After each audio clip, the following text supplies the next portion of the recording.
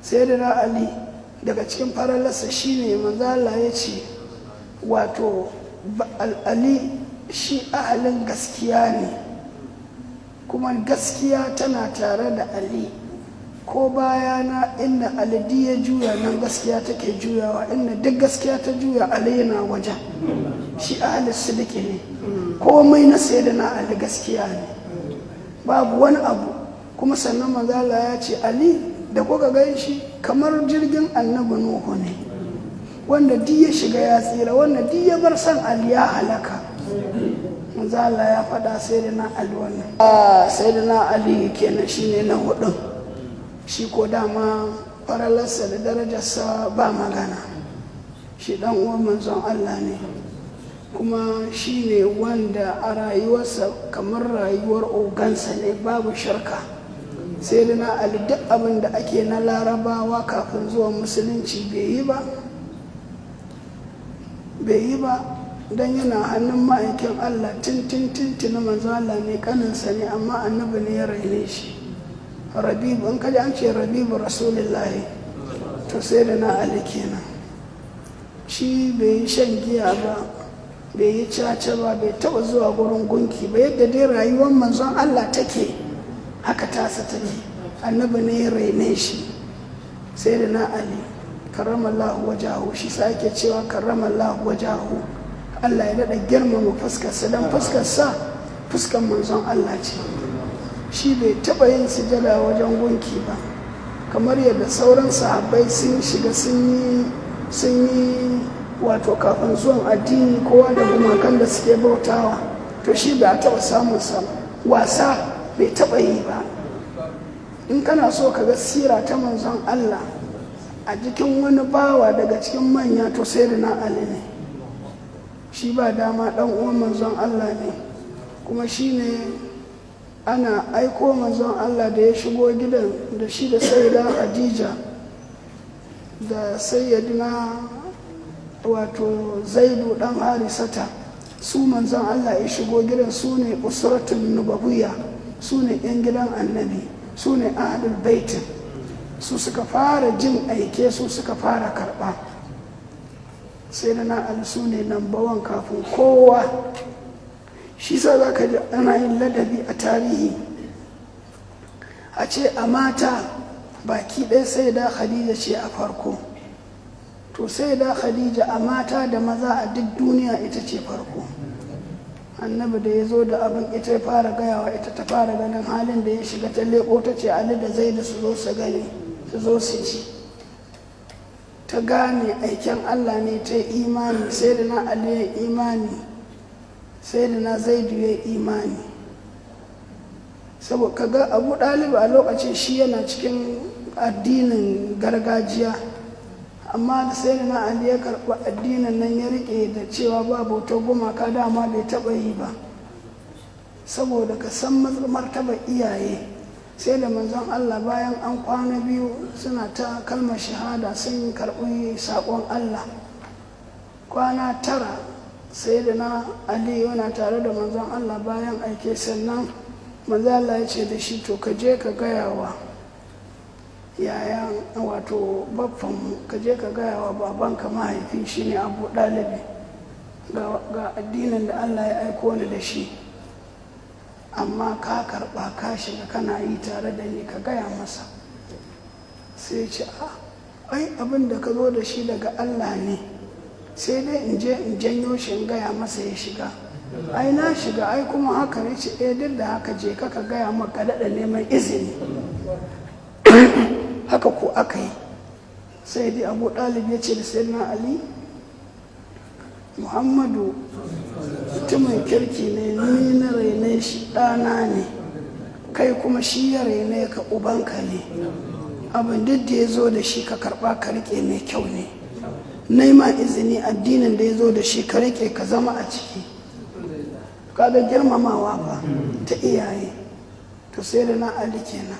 Yace kuma sai da na Ali kuma yace Allah gashi nan, Allah tabaraka ta'ala ya bashi ƴaƴa suka fito daga jikinsa, su ne Hassan da Hussein. Yakan ce annabi yakan rungume su, ƴaƴan sayyidina Ali ne. kaga wata martaba tasu ta babansu ce. Yana rungume su annabi ya ce Allah ina son waɗannan yaran, Allah ka shaida ina son su, Allah ka so su ka daɗa son su kuma ka so din mai son su, Hassan da Husaini. Saboda haka sayyidina Ali lallai babban bawan Allah ne wanda yake da matsayi da yawa, babu lokaci da in muka ce za mu faɗi matsayinsa to abin ba zai ba mu dama ba, sai mu bar karatun diwani, kuma karatun diwanin kenan. Amma ya isa mu gane wato magana da annabi ya ce ana madinatul ilmi wa aliyu babuha, kuma Allah shi ya ba wa ilimi. Abinda ake cewa ilimi shi Allah ya ba wa ilimi da duk sahabbai, komai da tijantakan sahabi, ko sayyidina Abubakar da sayyidina Umaru suna neman sayyidina Ali ya warware musu fatawa ta ilimi, fatawar addini, duk sahabbai suna karba daga wajen sayyidina Ali. Kuma dukkaninsu abin da aka ce ga abin da sayyidina Ali ya ce, kowa nan yake ajiye fatawarsa, saboda manzo Allah ya tabbatar da shi ne birnin ilimi, amma Ali ne kofa. Kuma wajen ilimi an san ba wanda ya kai annabi balle ya fi shi. Wanda yake gaba da annaba ilimi Allah shine number 1, to na biyu kuma manzon Allah. To a duk halittar Allah ka gaya wa kowa a ilimi sayyidina Ali ne mai martaba ta 3. Shi ya fi kowa ilimi, ya fi kowa sani bayan annabi Muhammad, saboda girman ilimi. Karatu ne wajen sayyidina Ali na Allah. In muka gaya maka suɗurorin da suke cikin lauhul mahfuz, in ka ji iya wannan Allah duk ya sanar da annabi duka da wannan aka sanarwa da sayyidina Ali, to abin sai imani. Domin a cikin suɗurorin da Allah tabaraka wa ta'ala ya rubuta na ilimansa a lauhul mahfuz, suɗurori ne dubbai. Yan kan kawai akwai 313, ba wanda ya san me yake ciki wannan sai Allah da manzansa. Amma ya inganta shi annabi ka san da shi da Allah ba a yi musu kaidi, sun san komai.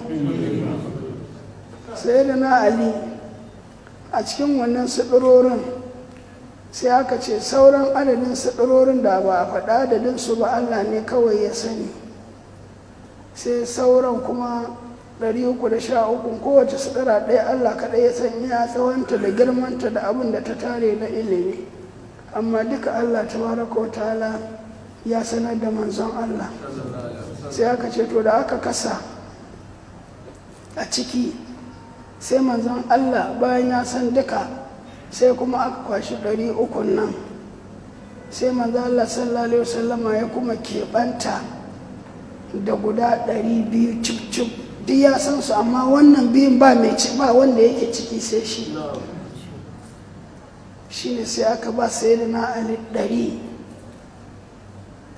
112 da rabi. Shi kuma bayan Allah da manzon Allah ba wanda yake ciki sai shi. Rabin shi ne aka ba halittar Allah duk, mala'iku da annabawa da mursalai da malamai kakab. Shi sa Allah ce wa ma'utitu min al-ilmi illa qalila. Sai da na Ali kenan wajen ilimi ba dama. Shi sa lokacin da sai da na Ali ya zauna aka ba da fatawa a Kufa, almajiransa manya-manya duk suna nan, su malam Qatadata sun je, sannan ga kuma babban almajiransa sai da na Hassan al-Basri. Da sai da na Ali ya dinga warware mas'aloli, sai da na Ali karramallahu wajahu, sai abin ya ba wasu Hassan al-Basri mamaki, sai kuwa ce ka ilimi. Inda sai na Hassan al-Basri ilimi da yawa yake, al'ilmu kattura, wa ilimi dan yawa ya zama kamar turbayar duniya, rairayin duniya ilimi kamar haka ne. sai da na Ali ya ce bal huwa fawqa ya Hassan, ilimi ya fi turbayar duniya. Law kana al-ilmu kat-turabi la akhadtuhu kullahu, da ilimi kamar kwayar guyashin duniya da turbaya ce da na san shi duk. To ma utitu min al-ilmi illa qalil, hali kenan. Faralarsa da zan cika da faɗarta ta ƙarshe, da aka je Madina aka sauka, kowa ya taho lokacin da za a yi hijirar ahlul baiti suna gida. Manzon Allah bayan an zauna zaman Madina shine annabi ya haɗa yan uwantaka tsakanin sahabinsa na Madina da sahabinsa na Makka. Aka haɗa wani Mu'azu bin Jabalin, aka ce ga sayyidina Abubakar abokinsa ne, sayyidina Umaru da Zaid bin Sabiti ga shi kuma sayyidina Usmanu. manzo Allah ya ce ina Zaid dan Kaisu, ga su suka aka ta haɗa su kowa manya-manyan gaban annabi, sai da annabi yawa kowa dan uwa, kuma kowa wanda bai da can yake tafiya gidansu an haɗa su ɗan uwa kenan. sai da na Ali ya rage, sai manzo Allah sallallahu alaihi wasallam ya kirawo sai na Ali ya haɗa shi, ya ce wannan dan uwan wannan amma wa aliyu ahi, ni kuma Ali ne dan uwana. Sannan da aka zo za a tawo da mutan gidan annabi wanda aka bari a gida, za a yi ɗauko su hijira, sai da Sauda da sauransu za a taho da su. Sai da manzo Allah ya sa sai na Ali ya koma Makka, ya je Makka za su taho tare da ahlul bait dan ka tabbatar shi dan gidan annabi ne. Sai da ya koma, sannan manzo Allah ya tashi mazajen da za su je su tomar da mutan gidansa, hijratu ahlul bait. Ka zan hijira ta manzon Allah in za ka yi magana akan ta sai ka waiga hijira annabawa ya suka yi, sannan ka zo kai bayanin hijiran manzon Allah. Sannan hijiran manzon Allah kuma ba ita kenan ba, akwai hijiratu ashabihi, suka yi ta tahowa ɗaiɗaiku. Sannan kuma hijirar ahalin gidan annabi sai da ya shirya musu su kuma suka taho, sai da ya mai da sai na Ali ya koma, sannan aka yi hijira tare da shi, shine ake ce mata hijiratu ahlul baitin nabi Muhammad. Darajojinsu suna da yawa. Allah tabaraka wa ta'ala ya ƙara musu girma, mu kuma Allah ya ƙara mana son su yadda muke son su muke girmama su. Allah idan an ji alkiyama Allah ka tashe mu ka haɗa mu tare da su albarkacin annabi Muhammad.